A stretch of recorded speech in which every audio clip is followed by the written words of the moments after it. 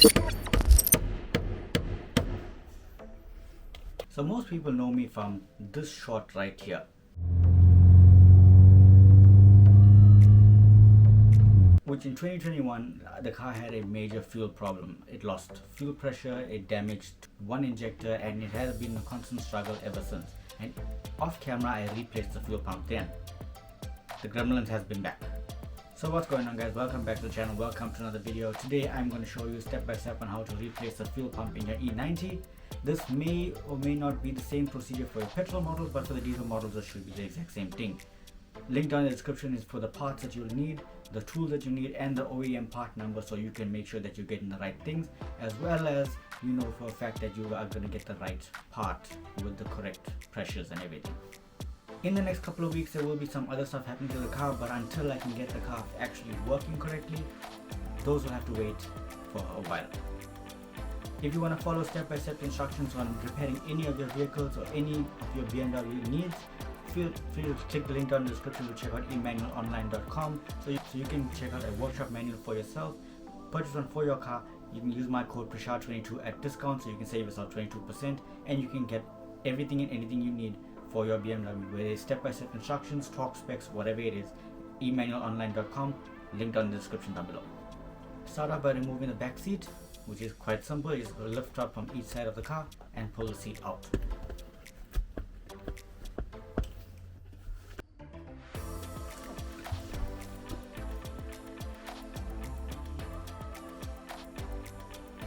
Once you have the back seat bench removed, pull back the carpet liner, which reveals 4 number 10mm nuts, which you need to remove to undo the cover to the fuel pump.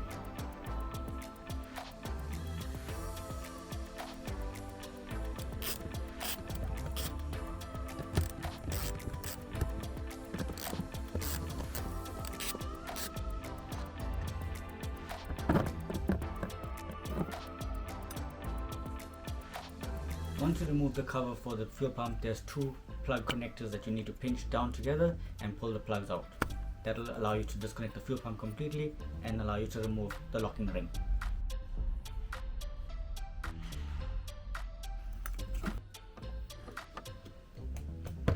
I find using a flathead screwdriver and a 4-pound hammer, then slightly tapping the locking ring open, that will allow you to get it to open properly. But they do make a special tool that you can get to unlock the fuel pump ring.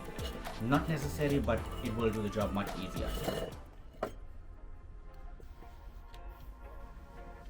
Your new pump should come pre-assembled, or if not, you just have to reassemble everything in pieces. You get your top half, you get your pump, and then you get the float. It only fits in one way, so you don't have to worry about that. Once you have the fuel pump locking ring removed, lift off the top half of the fuel pump, which is separated in 2 parts. One will be the spring locking section and one is the fuel pump itself.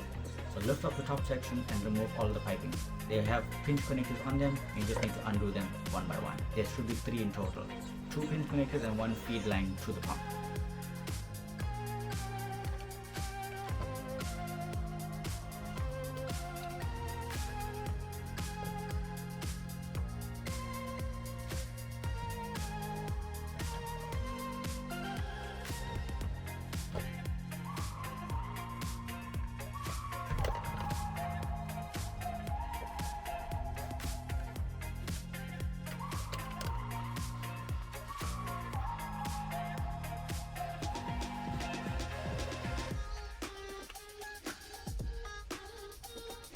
Here's a closer look at the piping that's in the fuel pump area.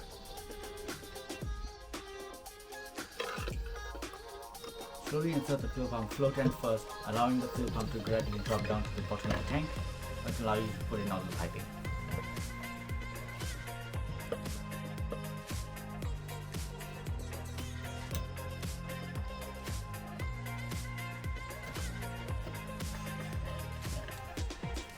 It is a bit tricky when it comes to putting the piping in, especially with a new pump, but with allowing some maneuverability, you are able to get it in.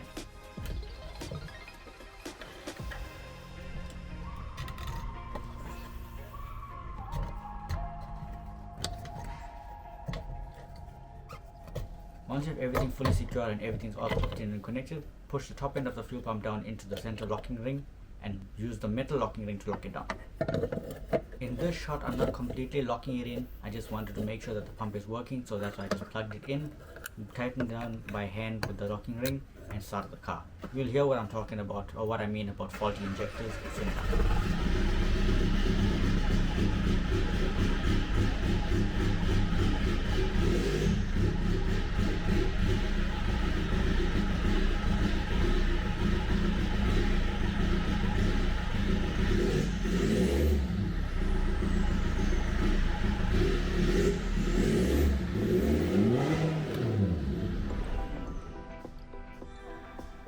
To fully lock the ring, you're going to take the same flathead screwdriver and tap with the 4-pound hammer, just so you can get it to lock it and fully seat down.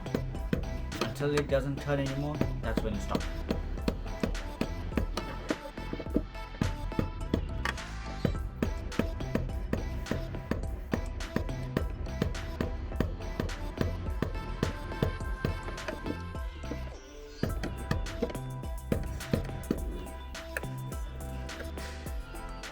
Make sure your power connectors are completely clamped into place. Thereafter, seat the cover back in and tighten the 4 10mm nuts. Torque square is not really required, just tighten. You don't want the cap to come off.